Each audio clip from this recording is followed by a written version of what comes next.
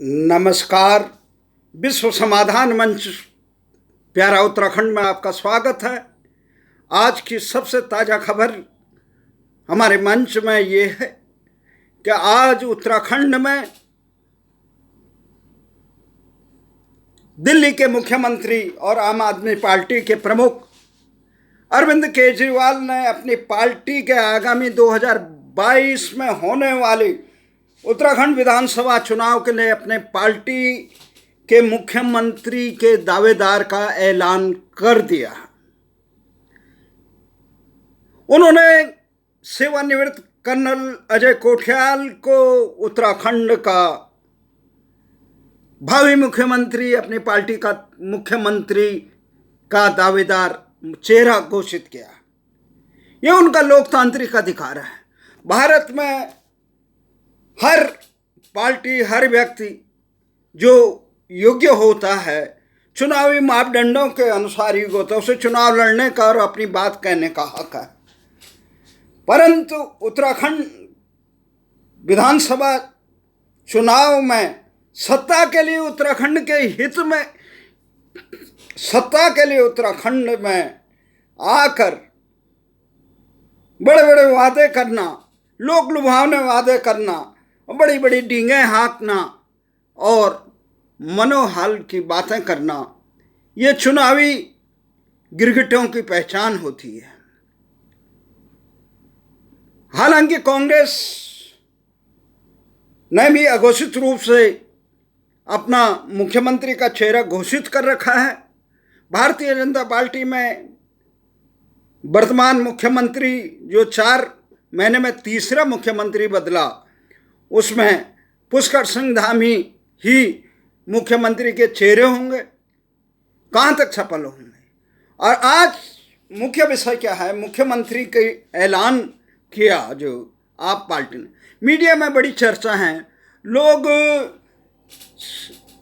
इंटरनेटी संवाद क्षेत्र मंचों में भी बड़ी चर्चाएं हैं।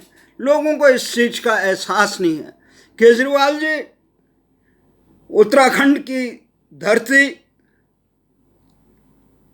बहुत देवभूमि है, जैसे आप कह रहे हैं देवभूमि, और देवभूमि का अर्थ आप समझते नहीं। देव का मतलब देने वाला, जो प्रदाता है, पूरे विश्व के पर्यावरण का रक्षक है। भारत में अमृतमयी गंगा यमुना की उद्गम स्थली है। वहाँ आप चंद चीज़ें देने के लालच में ये सोच रहे हैं कि उत्तराखंड की जनता अपने मान सम्मान और देश की आन के साथ समझौता करते हुए किसी भी बहेलिया के 2 दानों पर उत्तराखंड की सत्ता का, अपने भाग्य का विधाता बना देगी। ये भूल है। ये उत्तराखंड की वो धरती है जहाँ इंदिरा गांधी ने देश की सबसे लौह पुरुष और सबसे मजबूत समझने वाली प्रधानमंत्री रही इंदिरा गांधी ने अपने सत्ता के मध्य में हेमवती नंदन बहुगुणा को की राजनीति जमींदोज करने के लिए ये चुनाव हुए थे। तब उत्तराखंड की जनता ने इंदिरा गांधी के तमाम प्रलोभनों को हटाकर, पूरे दमन और सत्ता मद को हटाकर विजय बहुगुणा के पिताजी हेमवती नंदन बहुगुणा को विजय बनाया था। ये उत्तराखंड की धरती, और आप सोच रहे हैं 300 बिजली का प्रलोभन देके उत्तराखंड की सत्ता का, भाग्य का सौदा कर देंगे उत्तराखंडी। ये दिल्ली के लोग नहीं हैं जो केवल आपके प्रलोभनों में, आपके डुगडुगियां बजाने में मदमस्त हो जाए और आपको एक छत्र ना दें। आपने आज ऐतिहासिक भूल की है। उत्तराखंड की देवभूमि की भूमि में जाकर, और ये भूल गए उत्तराखंड देवभूमि है, ये मात्र हिंदुओं का नहीं है। ये विश्व, ये संसार, ये सकल सृष्टि के मोक्ष धाम है। ये मात्र देवभूमि नहीं है, मोक्ष धाम है, और आप इसे हिंदुओं तक सीमित करना चाहते हो। आपका आध्यात्म से दूर दूर तक का नाता नहीं है। उत्तराखंड की धरती वीरों की भूमि रही है, देशभक्तों की भूमि रही है। अनादिकाल से विदेशी आक्रांताओं से भारतीय संस्कृति की रक्षा करने के लिए उत्तराखंड के विकट और दूरस्थ क्षेत्रों में, हिमालयी क्षेत्रों में यायावरी जीवन बिताकर भी अपने आन मान शान की रक्षा करने के लिए, देश की रक्षा करने के लिए, अपने शताब्दियों से देश की रक्षा करने के लिए समर्पित रहे। और आप उन्हें ये दिखा रहे हैं देशभक्ति का। आप जुमला पढ़ा रहे हैं कि हिंदुओं की आध्यात्मिक राजधानी बनाएंगे। अरे केजरीवाल जी, जरा आध्यात्म का मूल मंत्र तो सीख लेते, उस दिशा में पढ़ तो लेते। केवल कागजी ज्ञान से आध्यात्म नहीं आता है, केवल आध्यात्म कहने से आध्यात्म नहीं आत्मसात होता है। यह अनादिकाल से इस सृष्टि के लिए तमाम समस्या ऋषि मुनियों की तपोभूमि रहे, आप बनाएंगे। अरे वो अनादिकाल से है, आप कह रहे हैं कि मैं बनाऊंगा। अरे आप क्या बनाएंगे, वो अनादिकाल से है, जो स्वयं नर नारायण की तपभूमि रही हो, देवी देवताओं का वास रहा, हरि का धाम हो, जहाँ हरिहर का धाम हो, साक्षात धाम हो, जहाँ हर कण कण में शंकर बसते हैं, वहाँ आप आध्यात्मिक राजधानी, और वो भी हिंदुओं के बनाएंगे। अरे इस सृष्टि में और धर्म थे ही नहीं उस समय से ही, चराचर सृष्टि के, ये केवल ये सकल सृष्टि में तमाम प्रकार के आदि व्याधि और इसके विस्तार के लिए मुमुक्षुओं की भूमि रही। आप बनाएंगे उत्तराखंड को हिंदुओं के आध्यात्म। कितना नजरिया है संकीर्ण। देखा उत्तराखंड में हिंदू बाहुल्य है तो हिंदू बोलिए, कहीं पे जातिवाद का, कहीं पे क्षेत्रवाद का। दिल्ली में आए तो आपने कैसा अंध तुष्टिकरण किया, ऐसे मौलवी जी को बुला लिया जो जिसपे अनेक आरोपों में लिप्त थे। पंजाब में गए तो किस प्रकार आपकी राष्ट्रभक्ति उजागर हुई। अगर आपके कहने से मुख्यमंत्री बनते तो हरियाणा में बन जाते, जहां के आप मूल निवासी हो। आप उत्तर प्रदेश में बन जाते, जहां आप गाजियाबाद में रहते थे। आप पंजाब में बन जाते। आपने बड़ी घोषणाएं की, बिहार में की, राजस्थान में की, पर क्या हुआ? अगर इस घोषणाओं से, प्रलोभनों से मुख्यमंत्री बनते, उत्तराखंड का आम आदमी, उसका दीन ईमान इतना कच्चा नहीं है कि वो राष्ट्र, अपने भविष्य और राष्ट्र और प्रदेश के आन मान शान को बिजली के प्रलोभन में, निःशुल्क बिजली के प्रलोभन में आपको समर्पित कर देगा। क्या मान आप कह रहे हैं कि बीजेपी और कांग्रेस ने लूटा, इसमें सच्चाई है। उन्होंने बर्बाद किया, उत्तराखंड की जन आकांक्षा को बर्बाद किया, लेकिन उसको गठन करने का श्रेय भी उन्हीं को है और उसको सुधारने का काम करेंगे अन्य पार्टियां। आप तो जुमे जुमे अभी 4 दिन हुए आपको आए हुए, पदलोलुप लोग आपके साथ भी जुड़े होंगे जो पहले कांग्रेस और बीजेपी के झंडे उठाते थे। जिन्हें चुनाव लड़ना है वो किसी न किसी पार्टी को, उन्हें यह भी नहीं देखना होता है इससे देश और भविष्य समाज के हित में क्या होगा। पर आप सबको पदलोलुप लोगों की जमात में न समझे। उत्तराखंड का अधिकांश जनता स्वाभिमानी है, वो राष्ट्र हित के लिए, समाज हित के लिए, न्याय अर्थ के लिए, वो पाखंडियों को जानता है, कालनेमियों को जानता है, वो उसको माफ नहीं करता है। किस प्रकार से उत्तराखंड की जनता ने उत्तराखंड द्रोही मुलायम सिंह की पार्टी का सफाया किया, जो उत्तराखंड के आन मान शान के साथ खिलवाड़ करते हैं, धोखा देते हैं, कालनेमी बन के, चरम बेसी बन के, तुष्टीकरण करने के बाद पिछली दफे कांग्रेस को कैसे पटकनी दी, उससे पहले भारतीय जनता पार्टी राज्य गठन के बाद कैसे पटकनी दी। कि भारतीय जनता पार्टी है, उस समय हमारे नाम से खिलवाड़ करने का, हमारी भौगोलिक सीमाओं से खिलवाड़ करने का काम किया, हमारे संसाधनों को वो किया, रोंदने का काम किया, बंदर बांट करने का काम किया, जिसलिए लोगों ने सबक सिखाया। वाजपेयी जी बहुत हैरान थे, वो कह रहे थे कि हमने उत्तराखंड राज्य गठन किया, छत्तीसगढ़ वालों को भी कह रहे थे, परंतु वो नहीं जानते हैं कि जनता का भी स्वाभिमान होता है, उसका भी आशाएं होती, अपेक्षाएं होती, कितनी कुर्बानियां दी हुई राज्य गठन के लिए। आप आए और जुमला दिया, एक फिर मदारी की तरह, शिकारी की तरह, बहेलिए की तरह दाने डाले, मुफ्त बिजली देंगे, ये देंगे, वो देंगे का आपने सोचा अपनी झोली में आप बंद कर देंगे? ये कभी नहीं हो सकता। मजबूरी रही होगी कोठियाल जी की, जो सेना में रहते हुए आपका दामन थामे। हम मुख्यमंत्री उन्हें आप ही बना सकते थे। हो सकता है उत्तराखंड क्रांति दल के नेताओं में सद्बुद्धि आती तो वो भी बना देते उम्मीदवार, परंतु उन्हें तो मठाधीशी से वो है।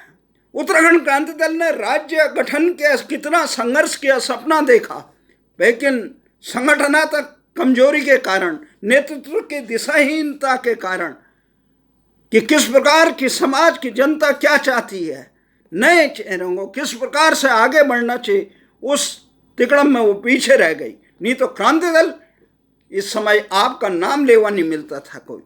क्रांति दल का ये ध्वज, जितने आपके झंडे और टोपियां पहनने वाले लोग हैं, ये उत्तराखंड क्रांति दल के लिए काम करते, क्योंकि इन्हें चुनाव लड़ने से ज़्यादा आपसे कोई लगाव नहीं है।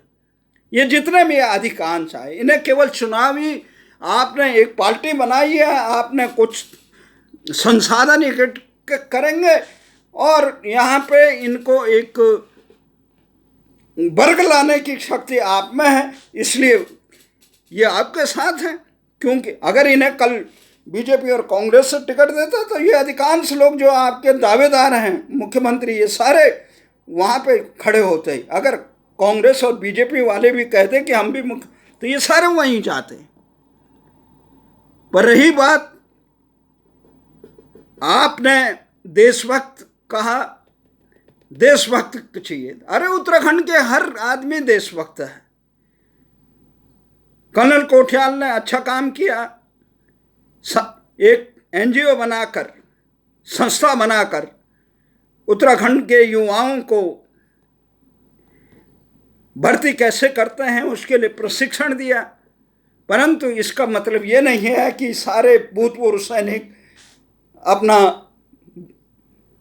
दीन ईमान छोड़ के आपके पीछे लें, ऐसा नहीं, ये झांसा नहीं चलता। अगर आपको उत्तराखंड की इतनी शुद्ध होती, केजरीवाल जी पार्टी का अध्यक्ष उत्तराखंड मूल के किसी आदमी को बनाते। आप तो कभी कुमार विश्वास को ला रहे थे, कभी आप अब कर्नल कोठियाल जी। हमारा ये मानना है कि कोई भी बने, उत्तराखंड भारतीय जनता पार्टी और कांग्रेस से लेकर तमाम जो राजनीतिक पार्टियां, सबसे हमारा है कि उत्तराखंड कब्रिस्तान या शमशान भूमि नहीं है। यहाँ जिंदा लोग रहते हैं, यहाँ मानव सभ्यता का उद्गम स्थली है ये। तो यहाँ दिशावान आदमी का नेतृत्व चाहिए, जो कर गुजरने, जो समाज को समझता हो, जिसका इतिहास हो, संघर्षों का इतिहास हो, जिसने उत्तराखंड के दर्द के लिए संघर्ष किया, उत्तराखंड के नाम के लिए, भू कानून के लिए, राजधानी के लिए, मुजफ्फरनगर कांड के लिए। हमने आपको मुजफ्फरनगर कांड के लिए जंतर मंतर पर आमंत्रित किया, आप आए, आपके सामने भारतीय जनता पार्टी और कांग्रेस वालों ने कितना, हमने तो केवल उनको आईना दिखाया कि तुम नहीं करते हो तो केजरीवाल से तुम्हें हम तुम्हारा कलुषित चेहरा दिखाएंगे, इसलिए बुलाया था। परंतु आप तो भूल जाते हैं सब चीज। मनीष सिसोदिया, आप भी आए थे 2 अक्टूबर को जंतर मंतर पे, केजरीवाल जी भी आए, अलग अलग साल आए, परंतु हमारा ये मानना है उत्तराखंड किसी रिश्ते नाते या आपसी पसंद से नहीं, उत्तराखंड के हित में कौन अच्छा होगा। उत्तराखंड की जनता जातिवाद क्षेत्रवाद से ऊपर उठकर, दलीय बंधुआ मजदूरों से ऊपर उठकर ये समझती है कि किस प्रकार से उत्तराखंड के हित में कौन सा दल इस समय, नेता इस समय हितकर होगा। किसने उत्तराखंड के गाढ़े वक्त पर उत्तराखंड समाज के साथ खड़े होने का काम किया। राजनीतिक पार्टियां आती हैं, थोप देती हैं, पर स्वाभाविक नेतृत्व कौन होता है? स्वाभाविक नेतृत्व होता है जो लोगों के सुख दुख में साथी करें। आप तो आए, बड़ी पार्टी थी, बड़े मदारी थे, एक से बढ़कर एक मदारी दिल्ली में। एक यहाँ पर कथन था पहले आपके राजनीतिक उदय से कई दशकों पहले से, यहाँ से एक बढ़कर एक मदारी दिल्ली में, अटल बिहारी और बुखारी दिल्ली में, ये कहा जाता था। पर आज देश की राजनीति में आप भी एक मजे हुए मदारी। तो आपने कह दिया कि हिंदुओं की राजधानी, ये भी नहीं जानते ये तो अनादिकाल से, जिस समय कोई धर्म ही नहीं थे और जहाँ सभ्यताएं ही नहीं थी, लोग आदिवासी का जीवन जीते थे, लुटेरों का, समुद्री लुटेरों का जीवन जीते थे दुनिया के अन्य मुल्क। उस समय यहाँ पे आदर्श जीवन की नवीन, और उस समय विश्व गुरु था भारत। तो ये तमाम चीज़ें, तो हमारा ये कथन है कि केजरीवाल जी, यहाँ उत्तराखंड में पार्टियों की कमी नहीं थी। यहाँ पे उत्तराखंड के झंडे बरदार रहे उत्तराखंड क्रांति दल है, यहाँ पे परिवर्तन पार्टी है, यहाँ पे वामपंथी दल हैं, खासकर भारतीय कम्युनिस्ट पार्टी, जिन्होंने उत्तराखंड राज्य गठन के लिए लंबे समय से, आज़ादी के समय से पहले लेकर, उनके महासचिव जोशी जी ने से लेकर उसके बाद राज्य गठन तक जो निरंतर संघर्ष और संसद में आवाज़ उठाई, भारतीय कम्युनिस्ट पार्टी के नेता रहे। तो उसके बाद माले के नेता हैं यहाँ मार्क्स कम्युनिस्ट लेनिनवादी पार्टी। भले ही उनकी विचारधारा को उत्तराखंड के आम देशभक्त जनता और आम जनमानस नहीं स्वीकार करता है, परंतु उनके संघर्ष को नकारता भी नहीं है। इसलिए आज जहाँ पे भी जरूरत होती है, माले के लोग हर अन्याय के खिलाफ, चाहे राजधानी गैरसैंण का हो, वो या अन्य चीज़ों के लिए उत्तराखंड के हकों के लिए खड़े रहते हैं। आप तो कल के जुमे 2 दिन हुए, मुख्यमंत्री के दावेदार की बहुत अजीब कहानी है। हमारे एक आंदोलनकारी मित्र मुकेश पंत को एक दिल्ली के प्रशासन सेवा से सेवानिवृत्त अधिकारी जगदीश चंद्र जी ने एक पार्टी बनाई, और उन्होंने पार्टी बनाई उत्तराखंड के कल्याण के लिए बनाई। तो उस पार्टी में मुकेश पंत जो पत्रकार भी थे, वैज्ञानिक भी हैं, तो उनको मुख्यमंत्री का चेहरा घोषित कर दिया गया। जैसे आपने कोठियाल जी को किया, वैसे मुकेश पंत गोपेश्वर के हैं। उस समय इलाहाबाद के समय, आंदोलन के समय, वहाँ से साइकिल यात्रा लेके आए थे अपने यात्रियों को, दिल्ली से लेकर उत्तराखंड के। तो उनके मन में भी पीड़ा है। तो लेकिन मुख्यमंत्री का उम्मीदवार घोषित किया गया पार्टी की तरफ से, तो पार्टी के संस्थापक जगदीश चंद्र जी नाराज हो गए। हमने उन्हें समझा सूत न कपास लठम लट्ठा। अरे जनता के विवेक पे छोड़ दो, एक सीट आएगी नहीं आएगी, गांव के लोग वोट देते हैं नहीं देते हैं। तो ये तो स्थिति ऐसी है, मन के लड्डू कोई भी खा सकता है, आज़ादी है। तो आपने कर्नल कोठियाल को कर दिया, आपने सोचा भूतपूर्व सैनिक बाहुल्य हैं, यहाँ पर लग जाएंगे टोपी 10-15 बना।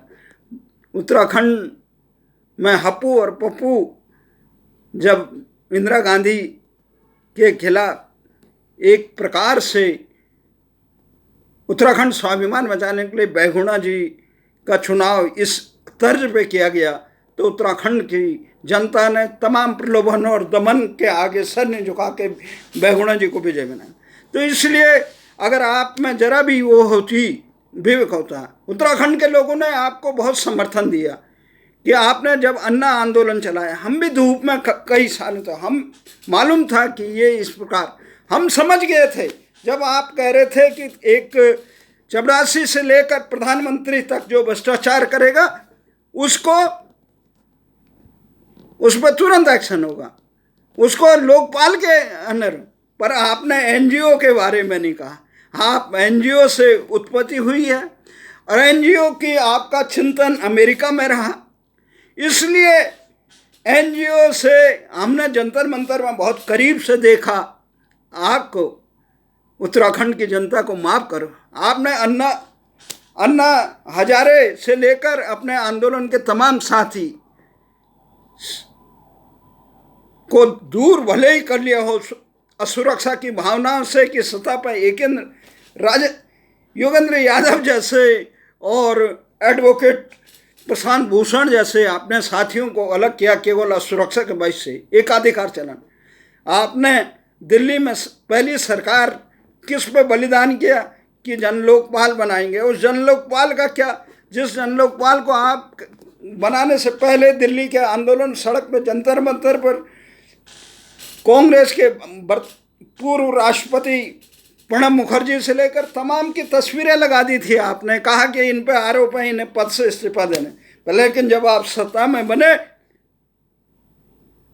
तो आपके मंत्रियों और विधायकों पे जब आरोप लगा तो आपके कैसे बयान थे, जनता देखती है बहुत करीब से। उसके बाद देखा कि आपने जन लोकपाल के लिए कुछ, भ्रष्टाचार का कुछ, आपने कहा मैं कोई सुविधाएं नहीं लूँगा, ये नहीं लूँगा। आप और आपके मंत्री क्या क्या कर रहे थे ये जनता बहुत करीब से देखती है। तो इसलिए केजरीवाल जी, कैसी लोकशाही है, राज्यसभा के सदस्य बनाते समय आप कार्यकर्ताओं के संघर्षों को भूल गए।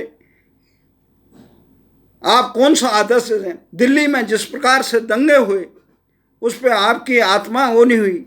आपको मुआवजा देते समय यहाँ पे कोई होता कि केवल अपने तुष्टीकरण दिखाई देता है। माफ़ करना, उत्तराखंड की धरती पाखंडियों को, धूर्तों को और कालनेमियों को, अवसरवादियों को बिल्कुल स्वीकार नहीं करती है। अगर इस प्रकार के कलुषित इरादे लेकर सत्ता के लिए उत्तराखंड में सेवा के लिए आ सकते हो, देशभक्ति के लिए आ सकते हैं, विश्व कल्याण के लिए, और हिंदू मुसलमान के नाम पे आना कि हिंदुओं के आध्यात्म में भी हिंदू हो गए। अरे भैया, अनादिकाल से है वो। तो इसलिए माफ़ करना, आप उत्तराखंड को माफ़ करना।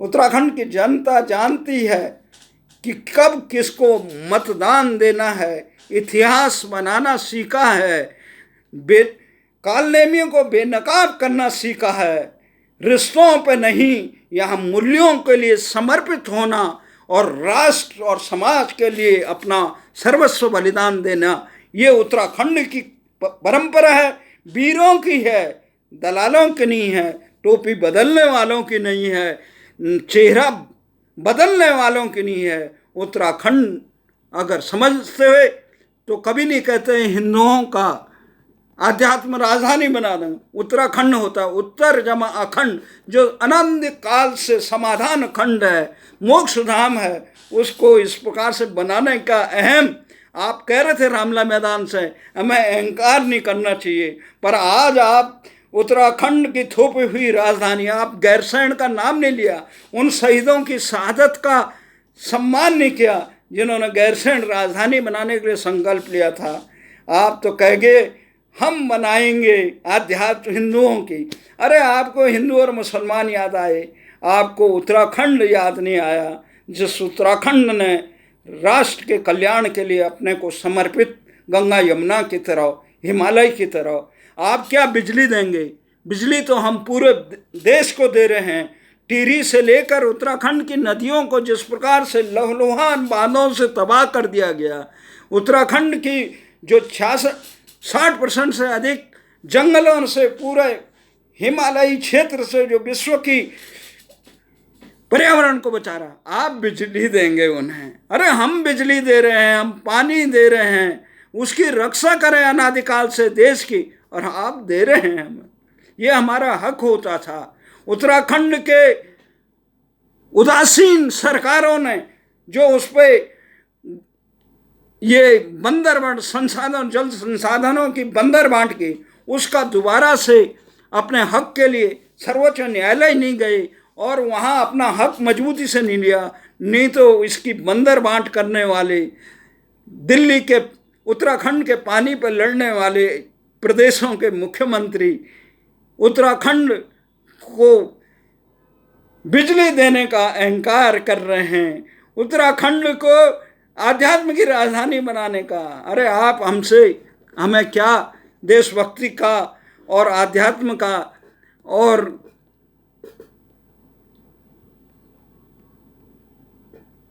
का प्रमाण पत्र देंगे? माफ करना, उत्तराखंड की धरती चुनावबाजों को नहीं, सहृदय लोगों को स्वीकार करती है। जय हिंद।